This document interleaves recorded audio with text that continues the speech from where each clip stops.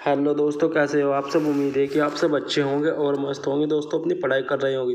दोस्तों जो आज का हमारा टॉपिक है दोस्तों, वही आज का हमारा टॉपिक हिस्ट्री ऑफ उत्तराखंड। दोस्तों आज हम आपको हिस्ट्री ऑफ उत्तराखंड कराएंगे दोस्तों। इसमें हम आपको परमार वंश कराएंगे दोस्तों। हमने आपको चंद वंश करा दिया था। जो आज का हमारा टॉपिक है वही दोस्तों हमारा परमार वंश। आइए दोस्तों देखते हैं। दोस्तों सबसे पहले हम पढ़ते हैं जो हमारा परमार वंश है उसकी वो नींव कहाँ से पड़ी और कैसे कैसे यह विवादित और चर्चाओं में रहा। आइए दोस्तों देखते हैं।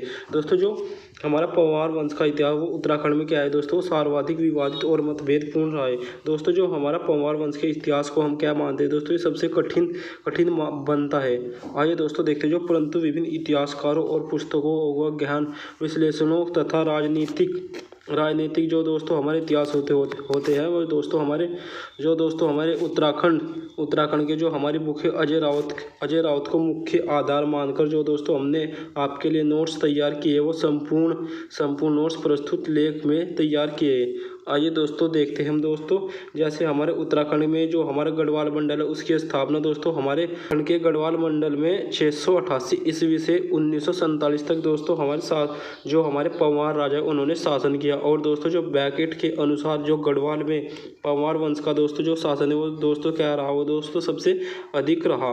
और दोस्तों इसमें जो लगभग 12 वर्षों तक संपूर्ण विस्तार या 2 भागों में विभाजित कर दिया। आइए दोस्तों अब हम देखते हैं दोस्तों जो हमारा परमार वंश है वो कब से कब तक और कब से कैसे रहा दोस्तों जो हमारी 6ठी सदी में जो हमारे हर्षवर्धन की मृत्यु के बाद दोस्तों जो उत्तर भारत में भारी उथल पुथल हुई और दोस्तों देश में कहीं कोई बड़ी महाशक्ति नहीं बची। और दोस्तों जो बड़े बड़े जनपदों के साथ छोटे छोटे प्रांत भी स्वतंत्रता की घोषणा करने लगे। और दोस्तों जो कन्नौज से सिंदूर उत्तर में थी जो उत्तराखंड की पहाड़ियों में भी कुछ ऐसा हुआ। आइए दोस्तों देखते हैं। जैसे दोस्तों हमारे उत्तराखंड के जो हमारा मंडल है कौन सा दोस्तों, गढ़वाल मंडल में छोटे छोटे प्रांतों और गढ़ों में इसकी स्थापना हुई, जिन पर दोस्तों किन्होंने राज किया, जिन पर दोस्तों ठकुराइयों ने शासन स्थापित किया। आइए दोस्तों देखते हैं। दोस्तों जब हमारे हर्षवर्धन की मृत्यु के पश्चात संपूर्ण भारत में अशांति की व्यवस्था फैल गई और राजनीतिक अस्थिर के कारण दोस्तों वो क्या रहा दोस्तों, वो उत्तराखंड का गढ़वाल मंडल वो कितने गढ़ों में विभाजित हो गया दोस्तों, वो हमारा 52 गढ़ों में विभाजित हो गया। आइए दोस्तों देखते हैं। उनमें से एक गढ़ था दोस्तों हमारा चांदपुर गढ़। और दोस्तों जो हमारे चांदपुर पर दोस्तों शासन कर रहा था वो था दोस्तों हमारा भानु प्रताप को दोस्तों हम सोनपाल के नाम से भी जानते हैं। यह कितने 52 गढ़ों में सर्वाधिक शक्तिशाली गढ़ था, कौन सा था, वो था दोस्तों हमारा चांदपुर गढ़। यह था जो हमारा परमार वंश का इतिहास जो हमारे इसकी नींव पड़ी। आइए दोस्तों अब हम देखते हैं जो हम देखते हैं जो परमार वंश के राजा सबसे पहले किसने राज किया और कैसे किया। दोस्तों अब हम परमार वंश का उदय पढ़ते हैं दोस्तों, कैसे इसका उदय हुआ। दोस्तों जो हमारे परमार वंश को हम परमार वंश के नाम से भी जानते हैं दोस्तों, ये परमार है और ये है परमार वंश, तो इसे हम दोस्तों आपको कन्फ्यूजन नहीं होना है। दोस्तों जो हमारा परमार वंश के संस्थापक वो कौन मानते हैं दोस्तों, वो है हमारे कनकपाल। दोस्तों जो कनकपाल है वो सन 688 ईस्वी में गद्दी पर बैठा। और दोस्तों जो कनकपाल है वो कहाँ से आया था दोस्तों, वो हमारे गुज्जर प्रदेश किसी क्षेत्र में हरिद्वार पर्वतीय क्षेत्र में जो हमारे पवित्र स्थानों की यात्रा करने आए थे। दोस्तों जो हमारे चांदपुर गढ़ वो कहाँ पे स्थित है दोस्तों, वो हमारे चमोली की यात्रा के दौरान उनकी मुलाकात दोस्तों किससे होती है, उनकी मुलाकात होती है दोस्तों हमारे सोनपाल से। और दोस्तों जो सोनपाल थे वो दोस्तों हमारे मालवा गुज्जर प्रदेश के राजकुमार से अत्यधिक प्रभावित होते हैं। कौन होता है दोस्तों, वो होता है दोस्तों हमारे सोनपाल। आइए दोस्तों हम देखते हैं दोस्तों जो दोस्तों सोनपाल ने अपनी पुत्री का विवाह किससे कर दिया दोस्तों, उन्होंने अपनी पुत्री का विवाह कनकपाल से विवाह कर दिया। और दोस्तों जो हम दहेज में उन्होंने एक परगना दिया, कौन सा दोस्तों, वो था हमारा चांदपुर का परगना। यहीं से दोस्तों क्या होता है, यहीं से कनकपाल परमार वंश को आगे बढ़ाता है। आइए दोस्तों देखिए। दोस्तों जो गुज्जर प्रदेश के अंतर्गत कौन कौन से आते हैं, वो आता है दोस्तों हमारा राजस्थान, महाराष्ट्र, मध्य प्रदेश और एक भाग आता है मालवा और गुजरात का संपूर्ण क्षेत्र आता है। इन क्षेत्रों पर दोस्तों किनका राज था, इन पर था दोस्तों हमारे राजाओं का राज था। ऐसा माना जाता है दोस्तों जो राजपूतों की उत्पत्ति वो कहाँ से होती है, वो होती है दोस्तों अब्बू पर्वत के अग्निकांड से हुई है। और दोस्तों जो इतिहासकार है वो सुदर्शन शाह वो क्या है दोस्तों, वो शाबाशाह ग्रंथ में कनकपाल को, जो दोस्तों कनकपाल उसको क्या मानता है, उसको कनकपाल को परमार वंश का संस्थापक मानता है। जो हमारे कनकपाल को गद्दी में बैठने को लेकर दोस्तों क्या रहा, इसमें दोस्तों तो बहुत ही अत्यधिक मतभेद रहा। इतिहासकार दोस्तों इसे कब से मानते हैं, इतिहासकार दोस्तों 888 ईस्वी में मानते, और कुछ कनकपाल को धारनगरी से जोड़ते हुए भी कुछ मालवा से है, लेकिन जो हमारे उचित प्रमाण ना मिलने के कारण इसको सही नहीं माना गया। लेकिन यह बात सत्य है कि कनकपाल कौन सी सदी में आया था दोस्तों, आया था हमारा 7वीं और 8वीं सदी में उत्तराखंड आया था, जिनका उल्लेख आदि बद्री में दोस्तों क्या है किया गया है। तो दोस्तों जो हमारी एक पुस्तक है, जो पुस्तक है Garhwal and set and the modern में लिखा गया है कि कनकपाल कहाँ से आया था दोस्तों, वो आया था हमारे मालवा से आया था।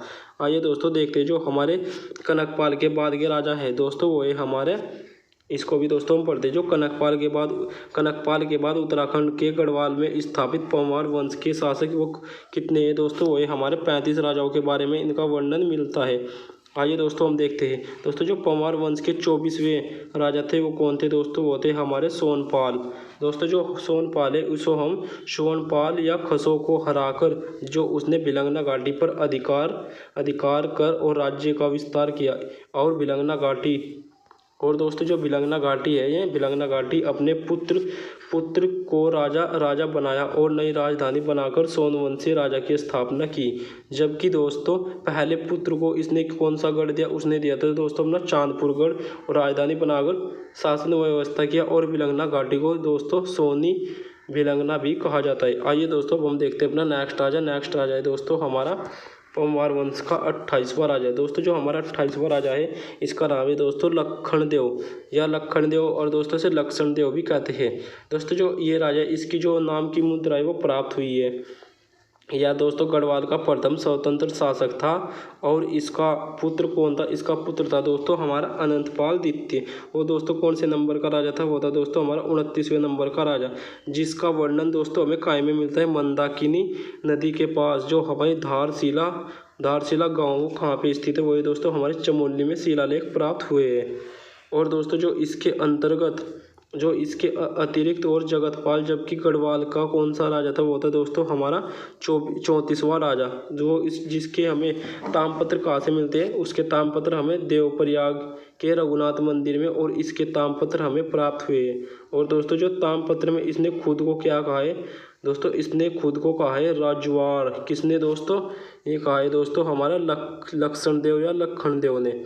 आइए दोस्तों देखते हैं जो इसके अलावा अभी तक 2 से जो 36 राजाओं में कोई भी खास जानकारी नहीं प्राप्त हुई है दोस्तों। जो गढ़वाल के जो परमार वंश का वो जो 37वां राजा था वो कौन सा था दोस्तों, वो था दोस्तों हमारा अजयपाल। दोस्तों जो है अजयपाल, इसके हमें बहुत सारे साक्ष्य प्राप्त हुए। आइए दोस्तों अब हम इसको भी देखते हैं। दोस्तों जो ये हमारा परमार वंश का, ये पूरे परमार वंश में सबसे शक्तिशाली राजा था कौन था दोस्तों, ये था हमारा अजयपाल। यह दोस्तों गढ़वाल वंश का या कौन से नंबर का राजा था दोस्तों, ये हमारे 37वें नंबर का राजा था, जो वर्ष 1490 में राजा बना। और इसने सबसे पहले क्या किया दोस्तों, इसने राजा बनते ही सबसे पहले अपना 52 गढ़ों पर दोस्तों इसने विजय हासिल की, और गढ़ों को एक छत्र शासन स्थापित करने के लिए इसने किसकी स्थापना की, इसने दोस्तों गढ़वाल राज्य की स्थापना की। आइए दोस्तों हम देखते हैं दोस्तों जो हमारा 1552 ईस्वी में इसने चांदपुर गढ़ से जो अपनी राजधानी है वो कहाँ पे स्थानांतरित की, वो की थी दोस्तों उसने देवलगढ़ में। और दोस्तों जो हमारा सोनपाल है उसने अपनी राजधानी कहाँ बनाई थी, उसने बनाई थी दोस्तों चांदपुरगढ़, और अजयपाल ने वहाँ चांदपुर से हटाकर कहाँ पे कर दी दोस्तों, ये कर दी थी हमारी देवलगढ़ में स्थानांतरित की। आइए दोस्तों देखते हैं दोस्तों, लेकिन देवलगढ़ में ठीक से संचालन ना होने के कारण इसे पुनः 1515 ईस्वी में अपनी राजधानी इसने कहाँ बनाई दोस्तों, इसने राजधानी अपनी श्रीनगर में स्थापित की। आइए दोस्तों देखते हैं दोस्तों जो ये अजयपाल है, इससे जो हमें कर्षण की भांति और चतुर युधिष्ठिर की भांति, क्षमाशील भीम की भांति बलवान, और कुबेर एवं इंद्र की भांति दानवीर पराक्रमी था दोस्तों।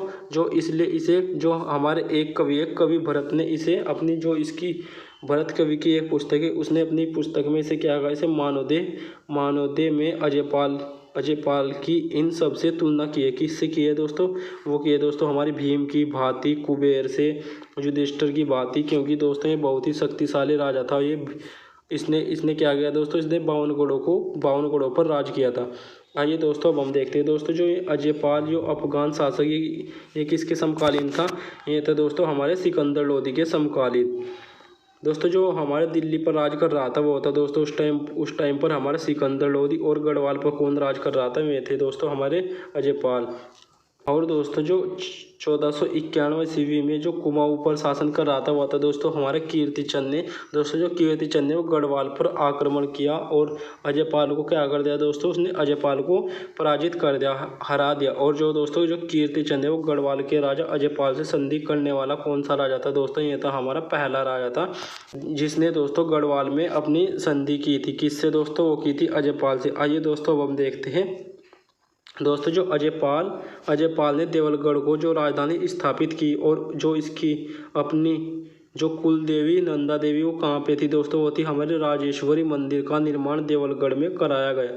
दोस्तों जो अजयपाल को भी अशोक की भांति युद्धों में वीरति हो गई। इसने क्या किया दोस्तों? जो युद्धों में वीरति का मतलब है इसने बहुत सारे युद्धों में जीत हासिल की। और दोस्तों जब इसने 52 गढ़ों पर विजय प्राप्त कर ली तो अंत में वह गोरखनाथ संप्रदाय का अनुयायी बन गया।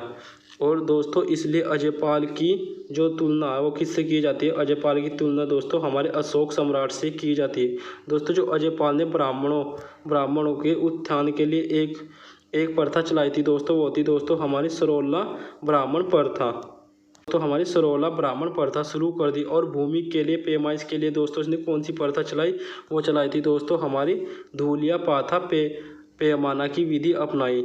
और दोस्तों जो इसके बाद है जो साबरी ग्रंथ में अजयपाल की जो तुलना होती है वो किससे होती है? वो होती है दोस्तों आदिनाथ के नाम से संबोधित किया जाता है। और दोस्तों जो अंत में दोस्तों जो अजयपाल है उसकी मृत्यु हो जाती है 1519 ईस्वी में अजयपाल की मृत्यु होती है।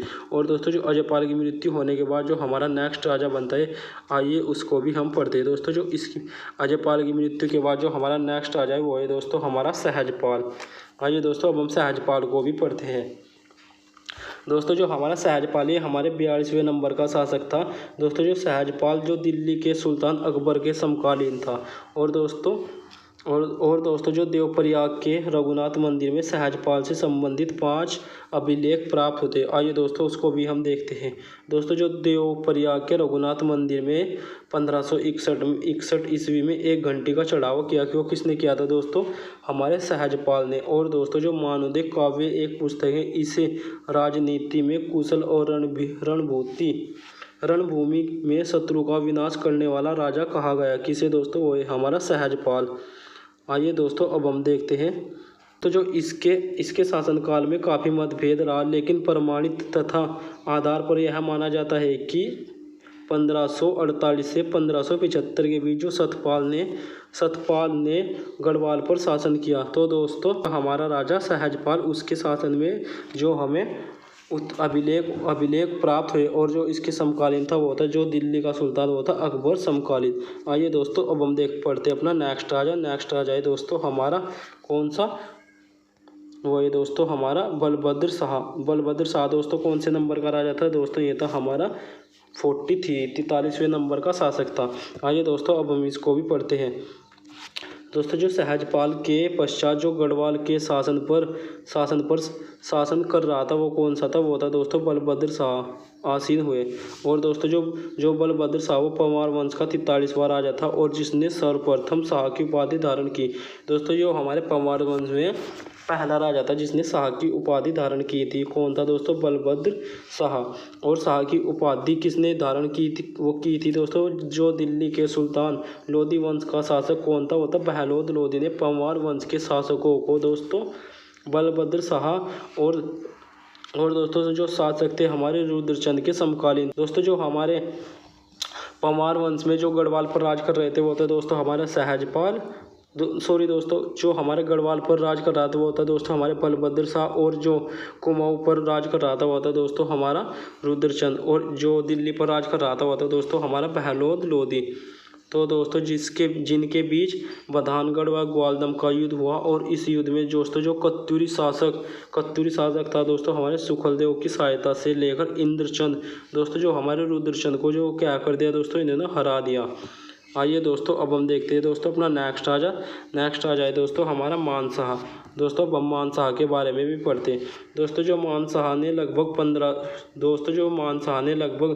1591 ईस्वी से 1611 ईस्वी तक जो गढ़वाल में शासन किया, और जो दोस्तों मानशाह चंद्रवंश के शासक जो इसके कौन थे, होते दोस्तों हमारे लक्ष्मी चंद के समकालीन थे। जबकि दोस्तों जो दिल्ली का सम्राट कौन था उस टाइम भी दोस्तों हमारे अकबर विराजमान थे। दोस्तों जो लक्ष्मी चंद ने मानशाह के शासनकाल में कितने आक्रमण किए दोस्तों, इसके शासनकाल में इसने 7 बार आक्रमण किए, जिनमें हर बार वह पराजित हुआ। बल्कि मानशाह का जो हमारे मानशाह का सेनापति था उसका नाम था दोस्तों नंदी ने दोस्तों कुमाऊं की जो राजधानी थी वो चंपावत पर अधिकार कर लिया। और इन सब घटनाओं का वर्णन मानशाह ने जो अपनी बुक में किया है, जिसकी रचना है भरत कवि ने अपनी रचना मानदेय काव्य में वर्णन किया है।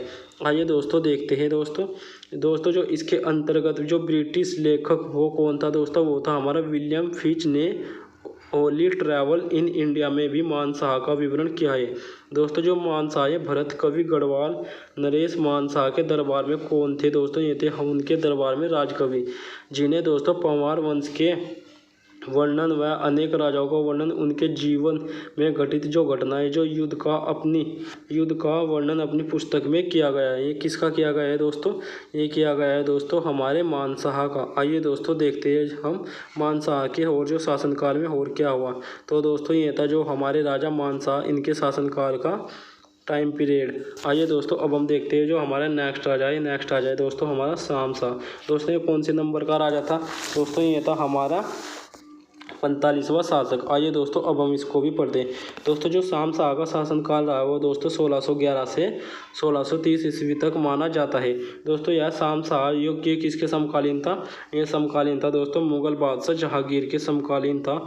और दोस्तों जो जहांगीरनामा में श्यामशाह का वर्णन मिलता है। दोस्तों जो हमारी बुक होती है जो जहांगीरनामा में किसका वर्णन मिलता है, वो मिलता है दोस्तों हमारे शामशाह का वर्णन।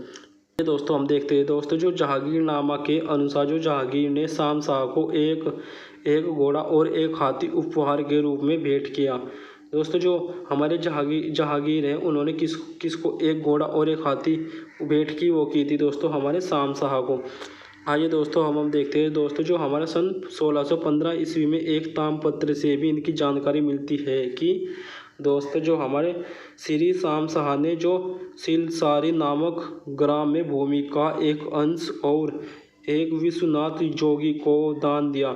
आइए दोस्तों देखते हैं जो इसके अतिरिक्त शामशाह ने श्रीनगर में दोस्तों किसकी स्थापना की, श्रीनगर में इन्होंने एक बाग की स्थापना की, श्याम साहिब बाग का निर्माण भी किया। ये किसने किया था दोस्तों, ये किया था दोस्तों हमारे शामशाह ने। तो दोस्तों आइए दोस्तों हम और देखते हैं जो हमारे शामशाह के समय क्या घटना हुई और कैसे हुआ। आइए दोस्तों हम देखते हैं जो शामशाह के समय एक वस्तु शिरोमणि ग्रंथ की भी रचना हुई।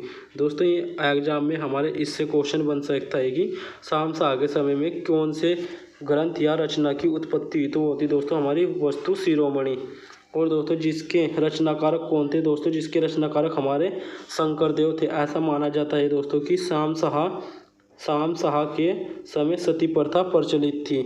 ये था जो आज का हमारा टॉपिक पंवार वंश। दोस्तों हमने पंवार वंश में हमने आपको दोस्तों सोनपाल से लेके दोस्तों शामशाह तक 1 से लेके दोस्तों 45 राजा कराए। दोस्तों जल्द ही हम आपके लिए लेकर नेक्स्ट पार्ट लेकर आएंगे। दोस्तों अगर आपको वीडियो अच्छा लगा है तो वीडियो को लाइक शेयर और सब्सक्राइब कर देना। और दोस्तों जिसने हमारी वीडियो नहीं देखी वो हमारी चंद्रवंश की वीडियो प्लेलिस्ट में जाकर देख लो। धन्यवाद दोस्तों।